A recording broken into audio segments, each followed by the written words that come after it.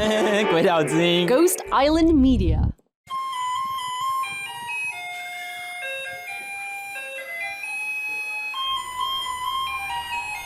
Hey guys!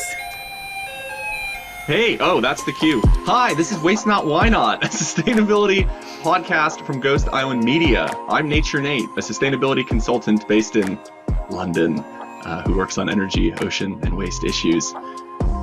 Welcome back to our new episode. I don't know how to phrase this. Our new episode where Emily and I are going to reflect on Waste Not, Why Not, and sort of close this chapter, reflect on our journey, and point to what's next. So this will be fun, I hope, I think. Yeah, so it's March 28th. I am recording from Taipei. Nate, you're in London. That's right, sunny London. Sunny London. It is also sunny Taipei today. And wow. You've left Taiwan for over a year. So we'll talk about that. And this is... Yeah, people must have been wondering where the episodes were. I mean, I guess we've been uploading since then, here and there, but yeah, I wonder yeah. But today we are officially closing a chapter for Waste Not, Why Not. And we thought it would be fun to actually close the chapter with a video. Yes, something we haven't done much of, but, as fan service. Reflect on the show, talk about, our successes, our lessons learned, and sort of reflect on all that for the fans. All right, where should we start, Nate? I think we should just start with how it all began, if we want to go chronologically, because, with Waste Not, Why Not, it changed a lot from when we started in 2019. And 2018. It was 2018. That's right. That's right. Wow. I forgot.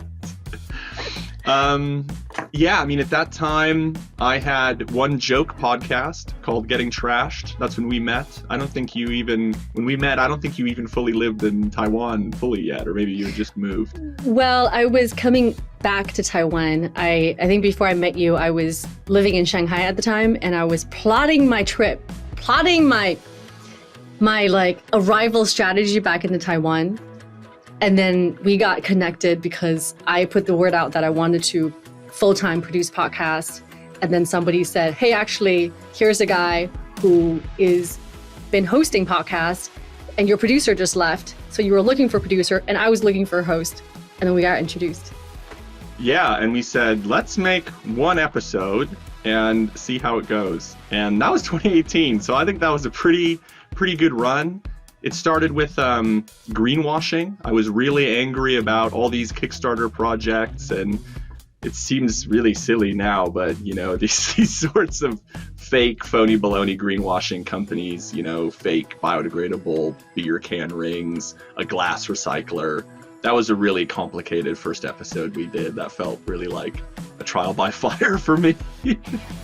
But it was really fun. I mean, I remember at the time, right, that was what you wanted to tackle. This was end of 2018, and sustainability conversations back then wasn't as mainstream as it is today.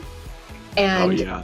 Right? And there was a lot of these myths that, you as a consultant, it was driving you crazy. And so you really wanted to find a way of tackling these greenwashing items one by one. So that was how we started. Yeah, and I would write 15-page outlines, just these huge, I'd bring in these sources and just write this rambling stuff, and you'd be like, okay, Nate, we're gonna have to redo that. And that worked. I mean, I think that was good, and we kind of grew slowly. That was sort of like the first phase. We had some kind of controversy when we launched, I remember, because someone was tagging all the companies that we put in the greenwashing episode. Yeah, I remember very vividly. Oh, right. I mean, yeah. They were quite upset. I mean, I could see that, right? I mean, to them, they were working on a startup, which, was tackling their very community-based issues. But you at the time were you wanted everybody to look at this in a more holistic way. I feel slightly validated that I don't think any of those companies still exist today.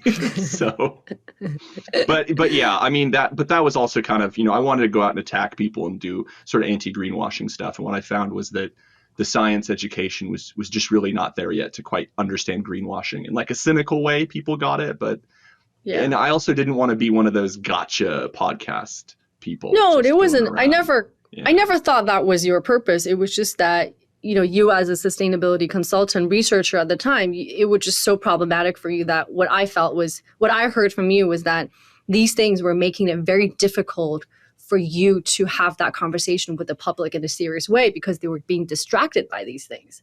Yeah. So I learned a lot from that. We did some choral episodes in the beginning. Our shows used to be like a bit zany. I mean, definitely always zany for Waste Not, Why Not. But, we had sound effects. We had, I guess, sound effects. That's the main thing. First couple episodes. So one of the first episodes was discussing beach cleanups. Where do you stand now on beach cleanup? What's really, really funny is that after we had that episode, I think Waste Not, Why Not had been out for maybe like a year or 2 years at this point. And I got an email from someone from Indonesia who said, I listened to your podcast and I was so inspired. I started doing beach cleanups. And I genuinely, at first I thought, is this person trolling me?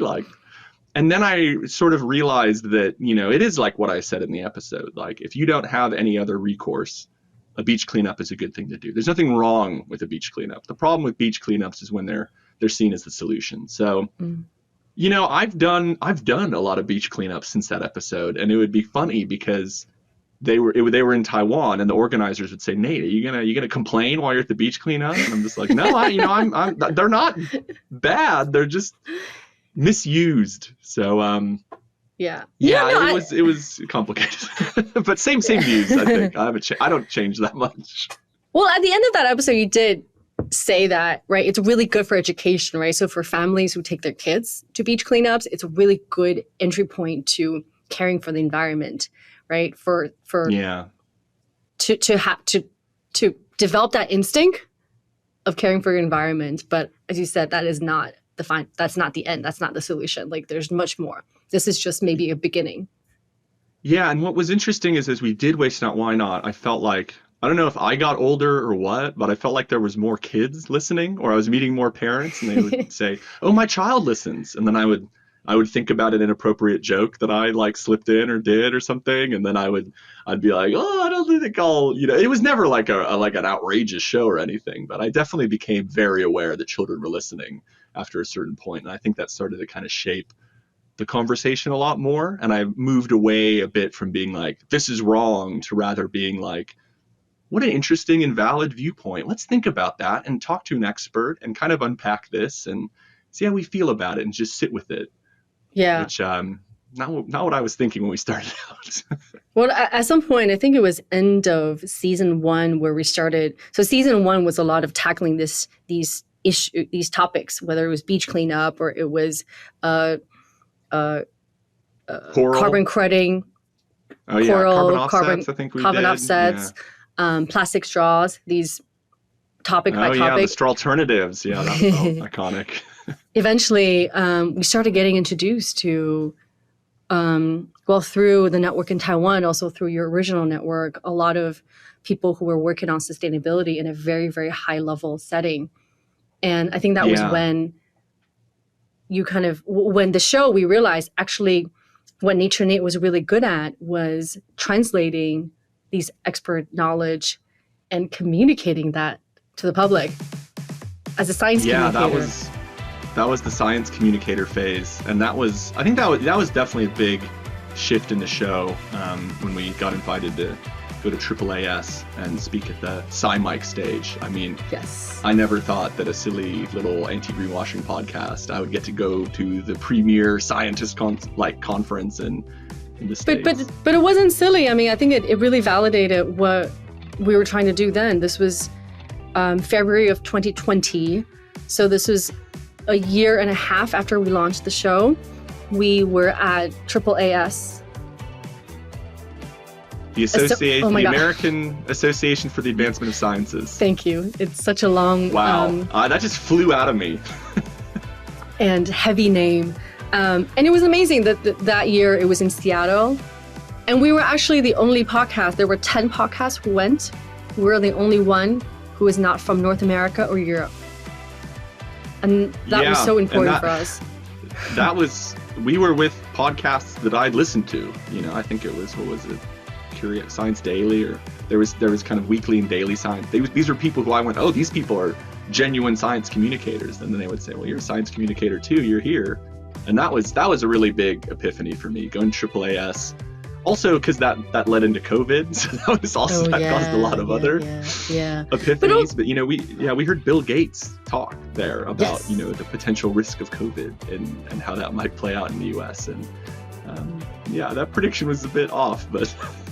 No, and it was so important for us to be there because we were making this show in Taiwan. Because what you wanted to do at the time was that there was all this.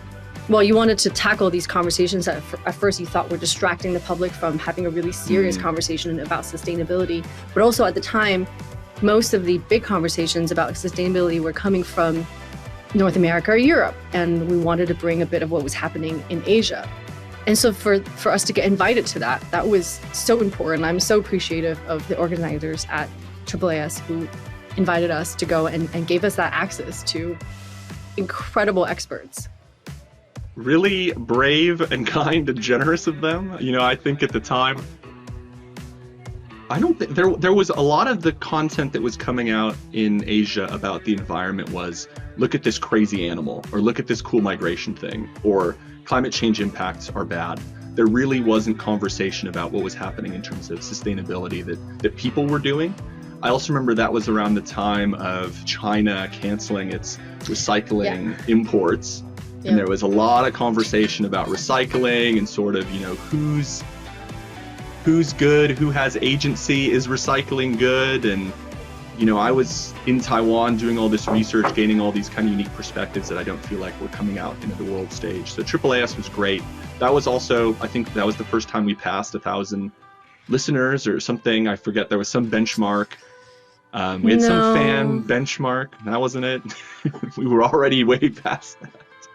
No, we were. I think it was for me. There was some download milestone. No, I think the download milestone was that we all of a sudden got really popular in Australia. I think that was That's what right. it was. We were number one in Australia. Yeah. Forget what I said. We were number one in science in Australia and Oceania. And then I had my first number one fan. in nature. Number one in nature science. There was this. We learned a lot about. Categories. The categories. What categories to input? Pick your categories when you set up a podcast. That's some strategic advice. Yeah. But back to Australia. Yeah, we were number one there, and then we had like a random person on Instagram said they made a story and it was like, when your favorite environment podcast host follows you back, like that kind of meme format. And it was me. I was like, who's their favorite host? And I was like shocked, and then I messaged them and said, hey, thanks for listening. It's great. I don't think most of my fans had been like, friends, obviously friends and family, but then, a friend of a friend, or like, it was like a logical connection I could see. But this was like the first big person that did that. It made me realize that, this show is a lot more than just me talking. Like this matters to people I've never even met and probably will never meet. And that really kind of changed how I started to approach it and talk. At the time, around the same time, also we had early support from a private funder in Taiwan who... Cypress River Advisors. Yes. Well, he was based in Taiwan, but really his activities were global, and he was really, really supportive of us. He helped us stage our first live show, which is actually Taiwan's first podcast live. This was August 2019. Really? It was. But since it was but since it was in English, it wasn't it flew under the radar. A bit under the radar, but I think for the English speaking community, especially those who were tuned into sustainability, that was a really huge deal, was that like, the podcast I listen to, there's a community event right here. That's super rare. We had I'm going to say there was 100 people. I don't know if there was that many, but it felt like there was 100 people. We had a taco guy there. Oh, we did. We took tequila shots. Well, we also have really serious conversations with really great panelists. Yeah, 14 trees. Yeah, go back and listen to that live panel episode if you want to understand. Yeah. There was an entrepreneur who works on solving waste. What's the best way of saying that? Smart trash cans. That is a really smart way of saying that. Thank you. Or smart waste bins, as I should be saying now. Yes. And there was a CFO of a Taiwanese startup, an enterprise startup that works on electric vehicles. And then there was another entrepreneur who works on transforming her active lifestyle clothing company to more sustainable, which is what a lot of fashion brands are faced with the challenge of transforming their supply chain into something that was sustainable. Yeah, I felt like we were a bit ahead of the curve there. We had a lot of really interesting conversations, and we should go back and listen to that, actually. That'd be funny. I was just shocked that many people showed up. I think, that was kind of, as we were entering into COVID, I was like, people like this? Like, there's appetite for this? It's not just weird environment nerds.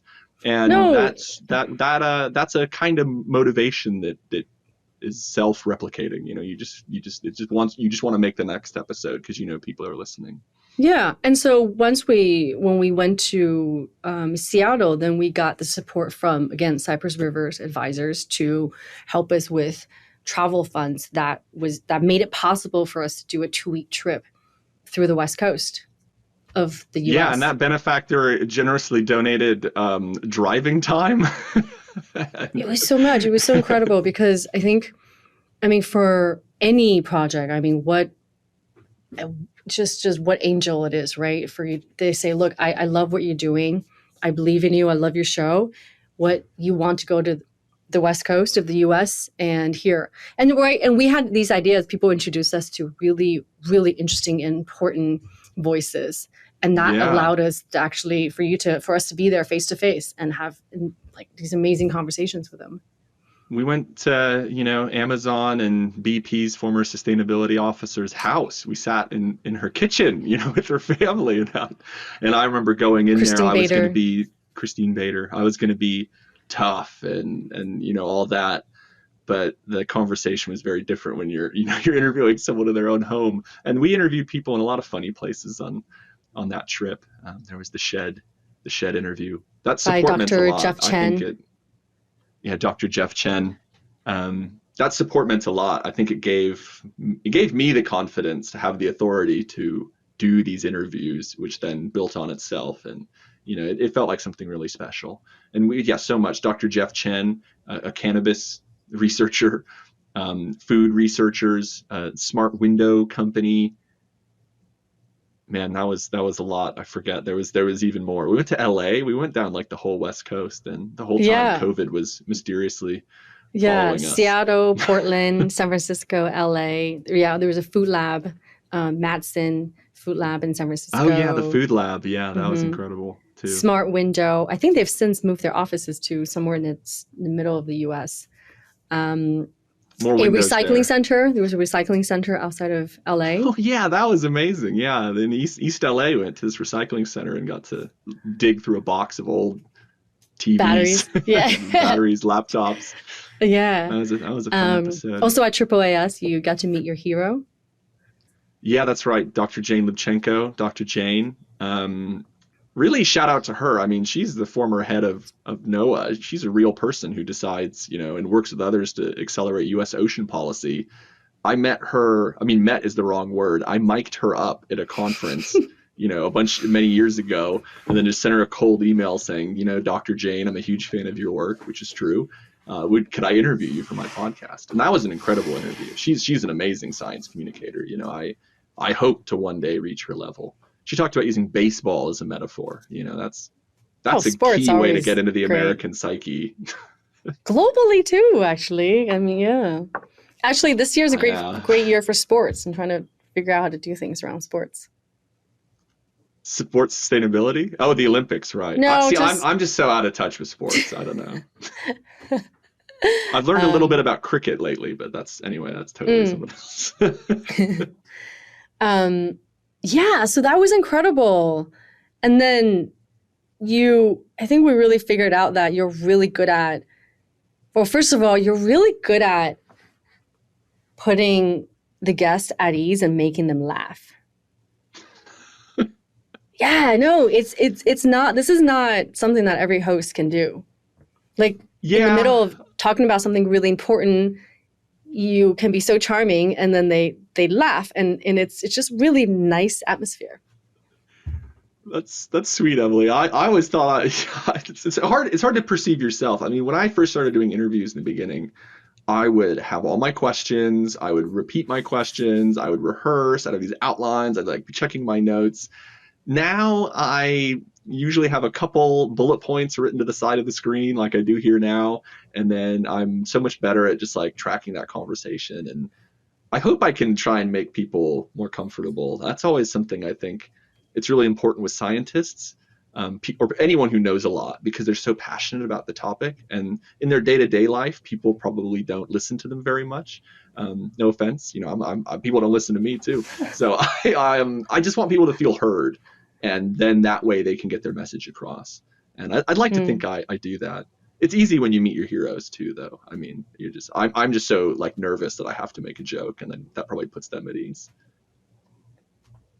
Yeah, it's really fun. It's been really fun watching you work and watching you, as you said initially, like the outlines were really a lot more rigid, just because, at first they have to be, right? But then eventually you just, you have that notebook that you have and you just start working off of it, and it flows. It's clear because you know it all, like all of it in your head, right? So I think that's why you're so much at ease when you're in interviews. Well, I had a good teacher, you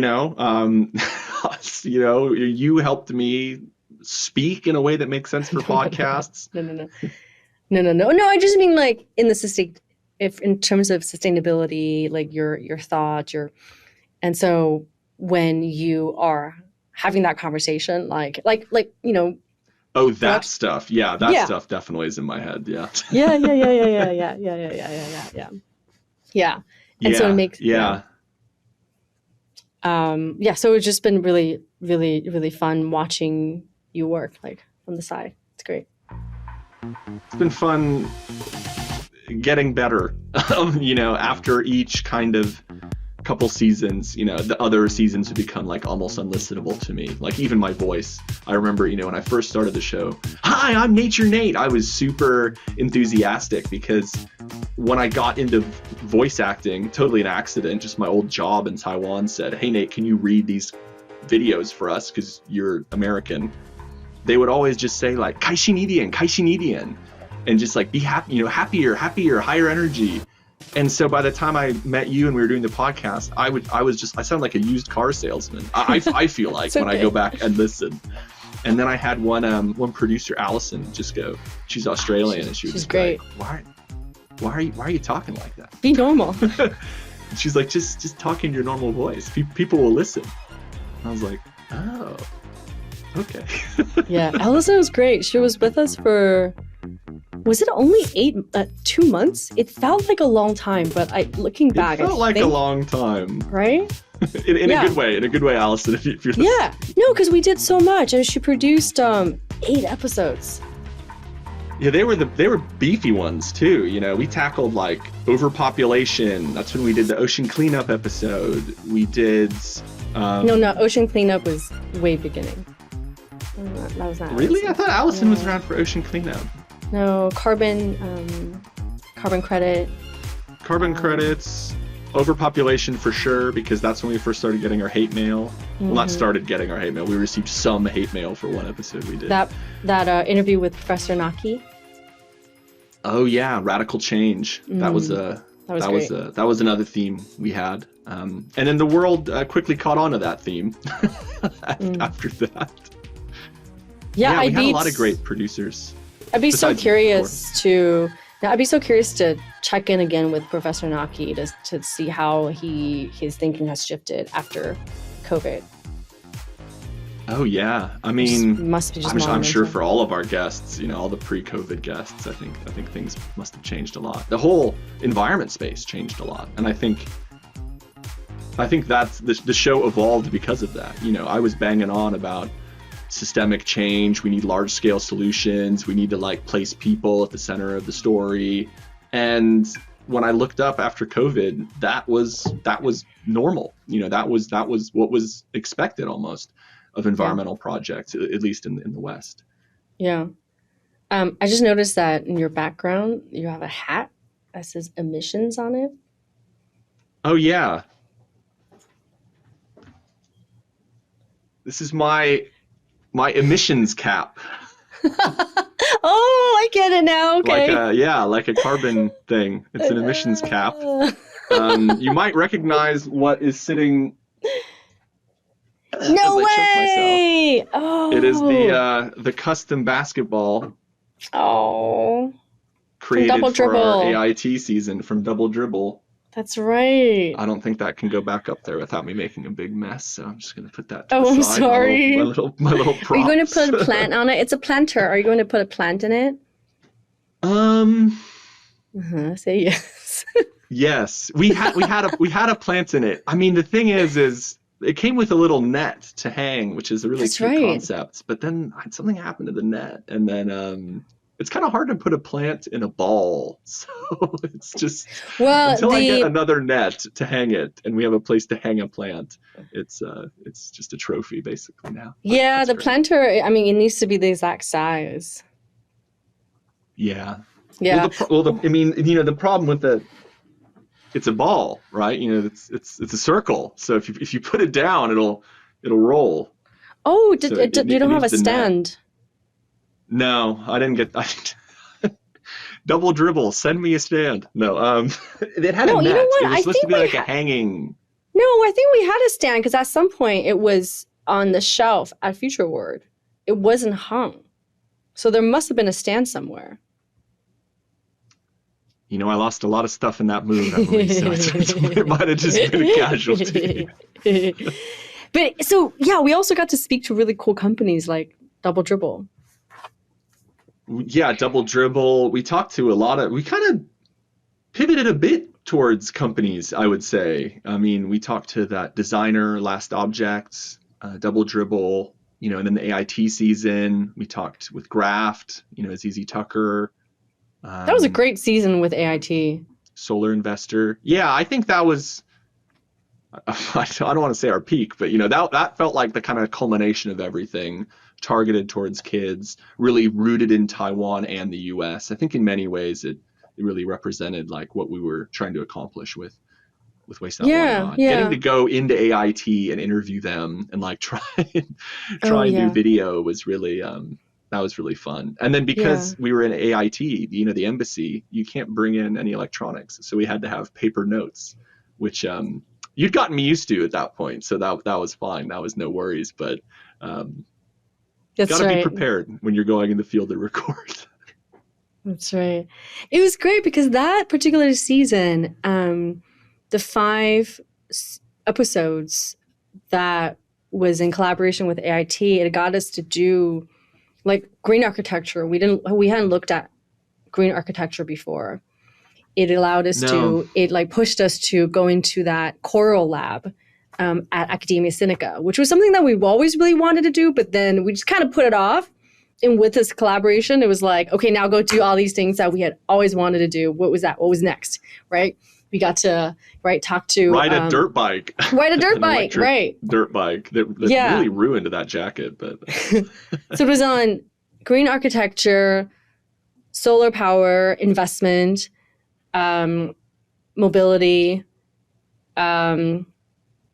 coral, game show, and game show. It was the final game show with Double Dribble. Yeah, we were trying to launch our environmental Dragon's Den series. Test out if that would work, have on a startup and, which is in many ways, now that I think about it, kind of like the opposite of the first episode. Instead of, looking at the outside at startups and saying, oh, they're doing this wrong or that wrong. at the end, we were bringing in a startup that we kind of thought was interesting and successful, and sort of asking them questions and trying to bring their mission to a wider audience. So it's kind of funny to think about that. I still think that could be a format.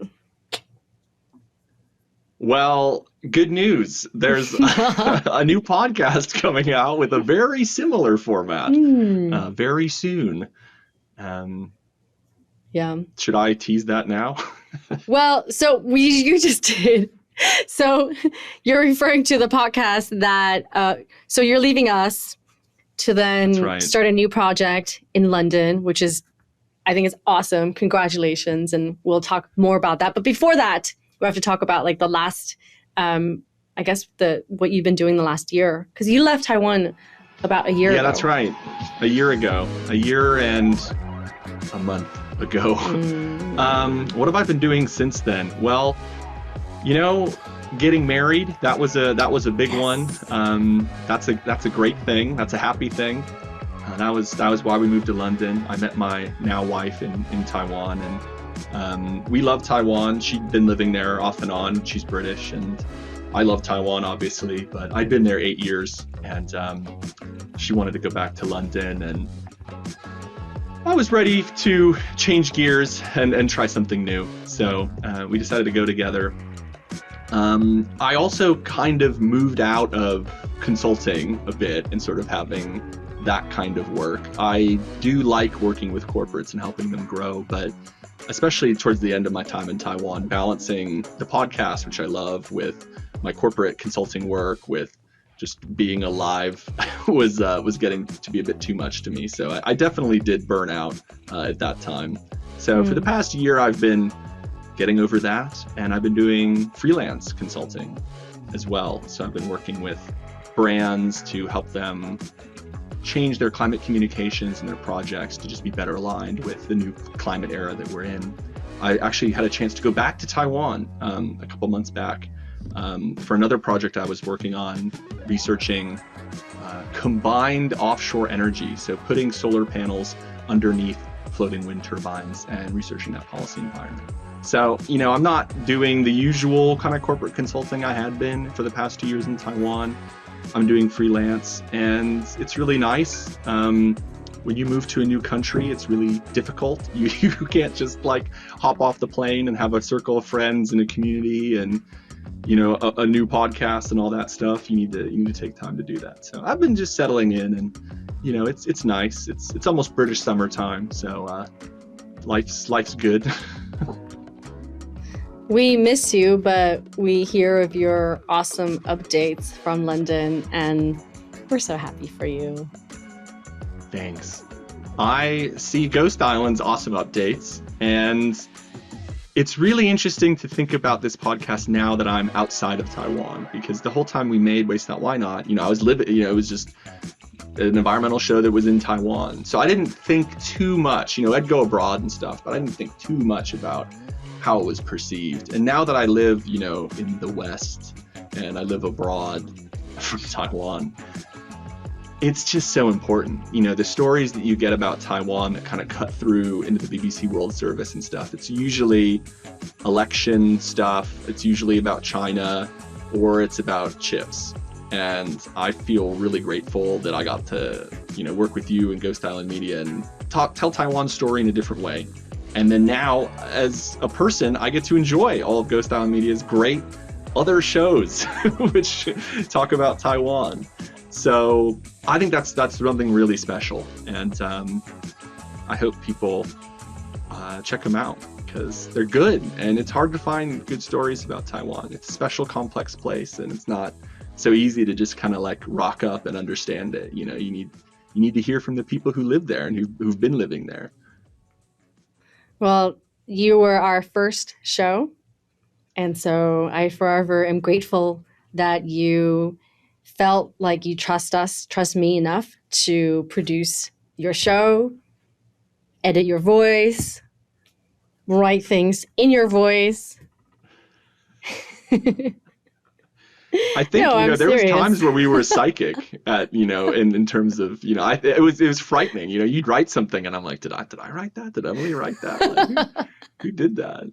I mean, yeah, Yes, thank you, Emily. But I feel lucky that I got to be in there, because I had made some good but silly podcasts. I didn't have like this really long track record of, whoa, this guy's at This American Life, and he did Radio Lab. That was like, this guy drank some beers and made a silly podcast. And anyway, we we did something great. So I'm really happy about that. I do think there's one piece of unfinished business, and I challenge you to take it on in your next podcast. Okay. Do you remember when we were a part of this global coalition of 5 podcasts who launched this petition to Apple Podcasts to start the category of sustainability? Yes, I remember that. Because the thesis was that in the past, whenever Apple Podcasts, the platform, takes on the leadership or the initiative of creating a new category, as the case study was when they did that with true crime category, all of a sudden shows got created and people were talking about true crime, and then creators wanted to make shows in the true crime category. So the petition was to get Apple Podcasts to start a sustainability category. Did they didn't do that, did they? No, unfortunately not. Actually, you know what? I just had to register this new show, and there was not even anything close to environment. There's science, there's business, there's politics, there's a lot of different types of true crime. Yeah, and that's how we ended up in the category of nature in the first place, because when we were registering Waste Not, Why Not, I didn't feel like this was like, science. It's not physics, right? And so there was no environment, so nature was the closest thing. But yeah, so it was this really big global campaign, and sustainability, environmental shows from all around the world signed on to this.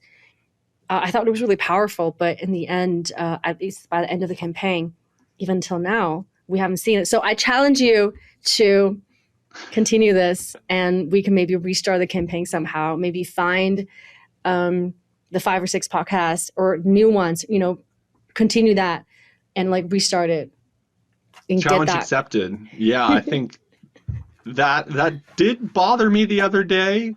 But when you're setting up a podcast, I'm just like, so I didn't think about it, but let's do it. Let's revive that. We need to get that climate category. There's just really no excuse. Actually, we've seen the opposite, right? There's been one big climate podcast. And then just recently I saw like a mainstream climate TV show here in the UK was canceled. So it's weird, there's so much public demand for sustainability content.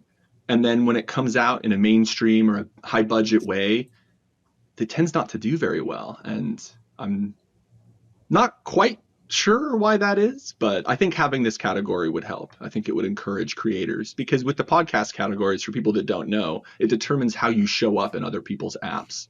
And so, if you're in some niche category like golf, you can kind of grow really big, right? Being number 1 in golf. But if you're competing across all of sports, you'll never make it. See, I'm using sports. I'm using a sports metaphor. There you go. Yeah. So we'll have we'll have a link in the show notes to the original campaign. And if we can, in 2024, if we can get that conversation going again with the original, shout out to the, organizers the original initiators who included us in that first push. It was really important, I think, for us to have been included in that. Our friends in Australia. Yes. Yeah, to see if we can still, revive that conversation. And if that's something that we need to do every 2 years, then so be it, right? Well, we only have so many every 2 years left before the climate gets so bad that it's a bit of a moot point. But yeah, I think it's due for a fresh call to action. We live in a new media environment, and journalism's just changing a lot as well. So yeah. So with that, tell us about your new show. The new show, that's right. Mm-hmm. So the new show is called Netting Zeros. It's a little bit different from Waste Not, Why Not. We're trying to be a little bit more serious. We're looking at SMEs, small medium enterprises, companies, people, entrepreneurs who are trying to stop climate change and make money at the same time. So that's a key difference here, is we're really interested in people who are saving the environment and netting zeros, adding zeros to their balance sheet. And we were really lucky when we came to the UK because we found a social enterprise in Cornwall that really wanted to tell the story about that western part of England's net zero journey. They were the first rural area to declare a climate emergency back in 2019, and we wanted to see if that mattered. I remember I think we were considering doing a climate emergency episode or something like that because everybody was announcing a climate emergency in 2019, 2020. But it's been a few years now, so with Netting Zeros, we wanted to see what is the impact of that? Are they starting businesses? Are things, getting better? And I don't want to spoil it, but it's really fascinating. It's so fascinating that we wanted to start a whole podcast about looking at how people are achieving net zero and making money in the UK to start, but we'll look at Europe and we'll look at the US. So I want to kind of cover these sort of Western places the same way that I covered stories with Waste Not, Why Not. I think that there's a lot of assumptions that go into how we tell stories. Climate change is a cost. There's no way you can make a business that helps the environment. Climate's really expensive. It's usually around cost, but these implicit assumptions that I'd like to challenge because people are already challenging them. So it's just about finding them and elevating those stories. So we'll have a podcast, Netting Zeros. It's coming out April 2nd. And we also have a Substack. So just like Waste Not, Why Not, we'll have a Substack. And we'll have a LinkedIn community because we are a somewhat business show. And we're going to grow it and see what happens. We've gotten a lot of good feedback already. We're going to be at a conference at the end of April called Innovation Zero in London. It's a big climate conference. So not quite the same as what we did with AAAS, but we're going to be there, interview business people, probably some policymakers, and just keep on creating content. So if you liked what you heard with Waste Not, Why Not, and you want to hear Netting Zeros, I think we'll have a link somewhere or something. People can go listen.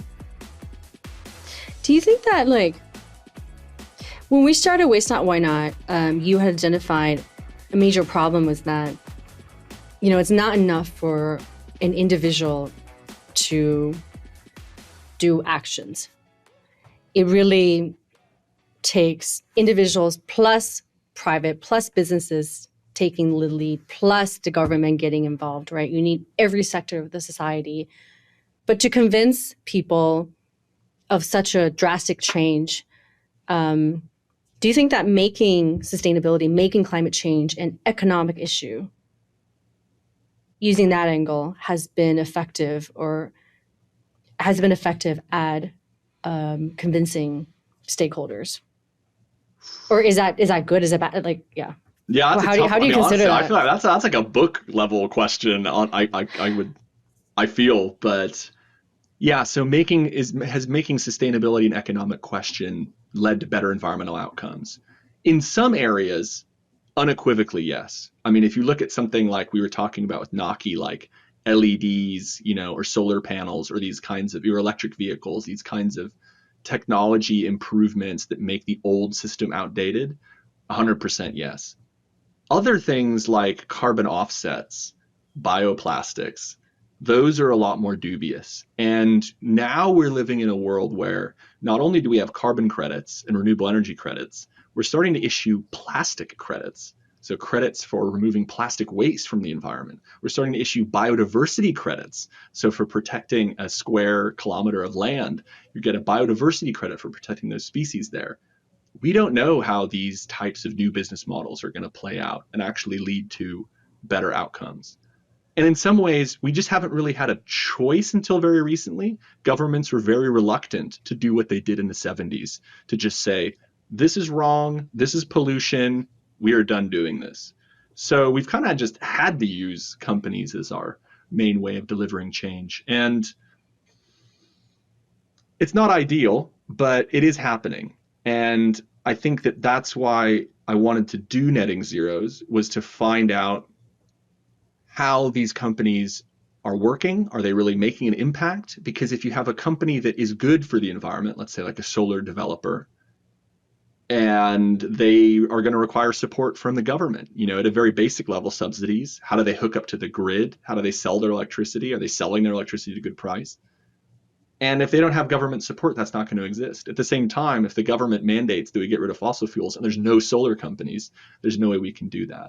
So it's really obviously much more complicated than we all thought, but I think it's something that deserves to have a meditation and like a conversation about it, because often what we get in the news is new solar farm, went out of business anyway, news at 11, and then there's just no detail. I think we've kind of, globally, I think we're ready to have really substantive, in-depth conversations about the environment that we weren't 4 or 5 years ago. I'm excited for your new podcast and for me to just sit back and like listen to what you got. Yeah, no editing this time. You don't need to go through any outlines. We don't need to go on Riverside. You can just, purely listen and enjoy. Just like, I'll put on Taiwan Take and I'll just, learn something about Taiwan. Really useful during the election. Kind of scary to watch an election outside Taiwan. Yeah. Good to have that coverage. Who's the we you're referring to in your new podcast of Netting Zero?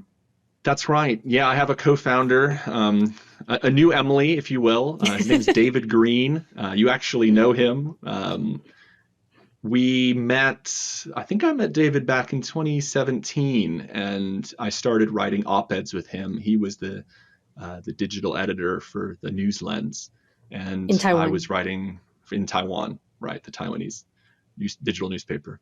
And I wrote op-eds for him that kind of laid the groundwork for Waste Not, Why Not, if I go back and think about it. Because I was writing these op-eds where I was saying, bioplastics is fake, sky lanterns are garbage. I wrote a really big piece about Taiwan's waste reduction miracle, which I'd like to think kind of kicked off a bit of a new conversation about Taiwan being a leader in circular economy and recycling. And those episodes, some of those episodes literally became outlines for episodes we would do for Waste Not, Why Not, or at least the research. So yeah, David's British. So we were friends in Taiwan, but he lives in London. So when I moved here, I messaged him and said, hey, what are you doing? And so, we hung out a bit, and then I kept talking about net zero in the UK. Living in Taiwan, I'd heard so much about net zero. The UK is a leader in offshore wind. The UK is a leader in net zero. And I get here, and the reality is a little different in terms of implementation. The UK built like one onshore wind turbine the year I arrived. A lot of crazy stuff happened in the UK the year I arrived. But anyway, so David and I wanted to tell this story.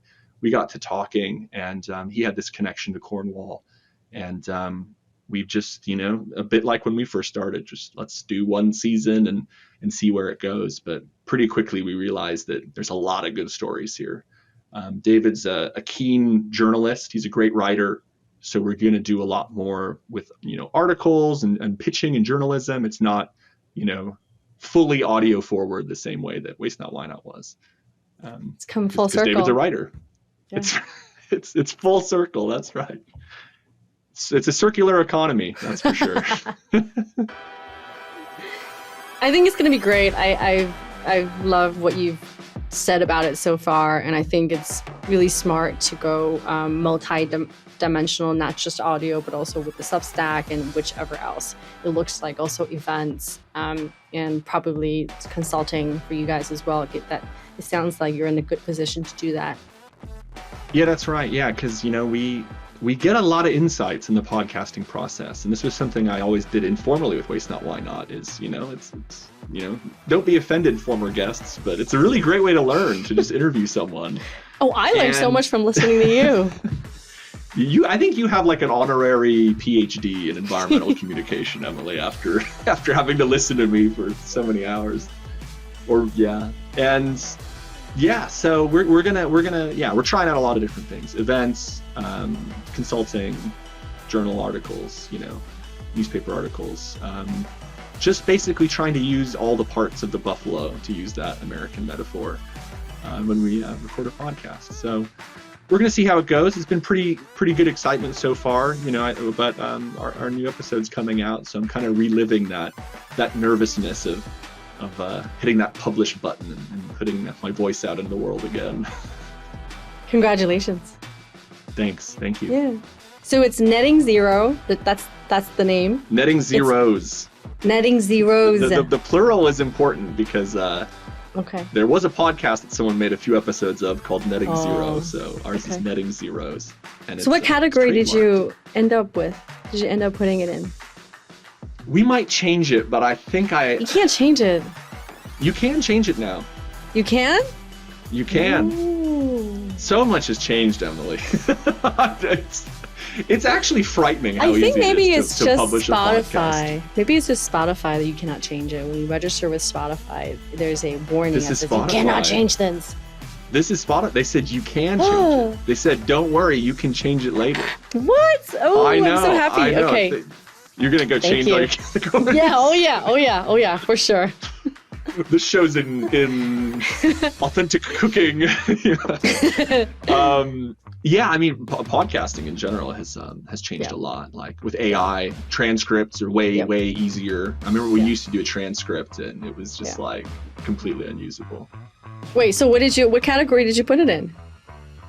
Science? Science? Okay. I think I did science. Maybe I did news. Okay, I spent like 15 minutes going between like business, news, no, politics, no, not really politics. Okay, science, okay, but it's not really. I think I settled on something like business because I. Okay, that makes sense. Okay, it is business. It's the business of climate. That's our tag. Okay, Netting Zeros. By whom? By Nate Maynard Netting or by Zeros Media. By Net. Okay. So we set up a company. We've done it all by the book. Really easy to set up a company in the UK, but that's totally a tangent. But Netting Zeros by Netting Zeros Media. We're just starting out, but we want to set it up so we can grow with sponsorship, grow with kind of new partnerships, and build off of that. We have our Substack, Netting Zeros. I'm looking for your website right now. I just typed in Netting Zeros Media. We don't have a website, Emily. Okay, you will have a website. We are bootstrapping. We are doing a series of MVPs as we build this out. But our home is LinkedIn and Substack. One, just because, when you don't work with Ghost Island Media, you lose access to a lot of great design and kind of back end. So we're starting small, iteratively, but we'll have a website someday. So we're starting with LinkedIn and Substack. We just figured that with LinkedIn, it's just so much easier, right? We already have networks there. It makes sense. We bring our guests in. We have a community, and we want to have things like job postings. We want to kind of start to be a hub for what's happening for Net Zero. Okay. So we're living there for now, but you'll probably find us on some other social medias quite soon. Okay. So by the time that this is published, we'll be able to include those LinkedIn, the community page, the Substack page, the published, the Apple, Spotify links. We'll have all those. Cool. We'll have all those by then. I mean, as long as you don't edit this today and publish it today, then we'll have all. Challenge those. Accepted. Uh-oh, now I have to make it happen. Uh-oh, yeah. No, but I think it's actually I think this episode is going to go out unedited, just because I think it's nice, even as the last episode with Nate, to get an unedited version. And actually, frankly, not much really gets edited when we're editing it. As in, like, really? we spend... No. I mean, as in, not... I think the content doesn't really get... We spend so much time packaging it, trying to figure out, like, how do we... Like, when's best place to have music? Because music really helps. Music is great. Music helps you set the scene. It helps you, establish some rhythm. Like, music is great. So we end up spending so much time packaging those that I think there were episodes that just never went out because we got busy, and then we were like, how do we package this? And then all of a sudden, months go by. So I apologize for those episodes that we never saw. Well, we'll dig them out someday. Yeah. There's always the future. No, but I think I think it is liberating to not have to think about packaging and just say, hey, look, like we're having a great conversation with Nate, and like just focus on that. Yeah, there's a beauty in that. Yeah. I think that's our approach too. You know, my wife listens to a lot of podcasts, and I'd hear them and I'd go, oh my God, their microphones are horrible. There's no they didn't, telegraph where they're going at the start of the episode. Where's the transition? Where's the break? But, different people have different podcast habits. So I think it's good to experiment, raw, unedited, lightly edited, little bits of sound. Some people tell me that they listen to podcasts at like 2x speed or 1.5x speed. And, sound transitions probably just don't work if you're doing that. So, the world of podcasting is different. It's not just Serial, right? In Radiolab, we have Joe Rogan and many others. Yeah. But I think it's nice to get like the raw version of what you like a conversation between you and me sound like. Yeah, I don't think we ever published any of those, right? I mean, I think the most people heard us talk was, I don't know what episode that. No, there was one episode that was, what was it about? Biodegradable. Oh, the biodegradable gum stuff. I mean, biodegradable plastic. That was the one that was yes. the fastest episode we ever made. Yeah. I remember that. Because that was in the morning. Oh, yeah, very similar to what we're doing right now. We had, an outline of what we want to talk about. And it was just me asking you questions. That was why it was. That's why it was easy. No, because you just, you had a lot of really good things to say. And I just kept firing questions. I think that's what it was. But whereas like I felt like with our interviews with experts, from the production point of view, I really wanted to make sure that the experts coming across, that we gave them the best treatment. And sometimes that means actually we need to add music here. We need to give a pause there. Like, oh, there was something that we repeated. And so let's stitch that to the section where it actually makes more sense. Otherwise it confuses the listener. Like we really wanted to make sure that we gave that proper treatment.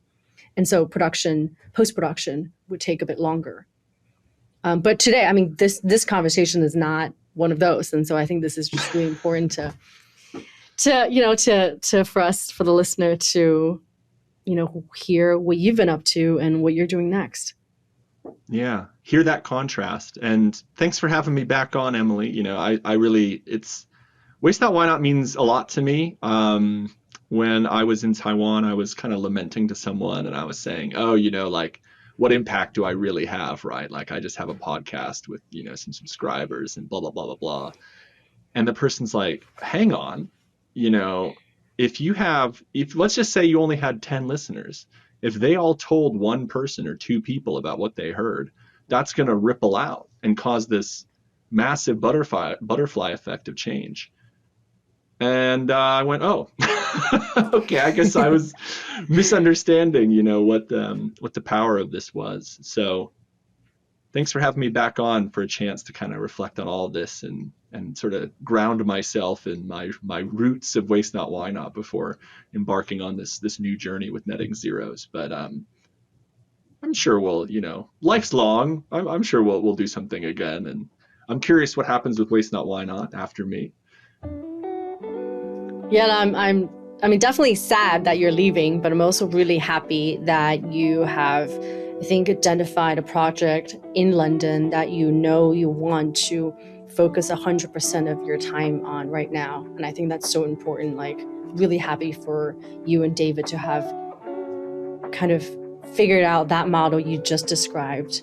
Like, it sounds really cool. And like, yeah, super happy. But of course, we're sad to have you go. You were our first host. Yeah. It was hard to leave. The first host, I got to watch you build Ghost Islands, bring on new shows, become a network, win awards, win a lot of awards. Make t-shirts that I hope is displayed in the video. Yeah, really special journey, and I'll miss working together. But yeah, you've been so supportive of everything that we've done as well. That's been really important. So thank you. Yeah, well, thank you.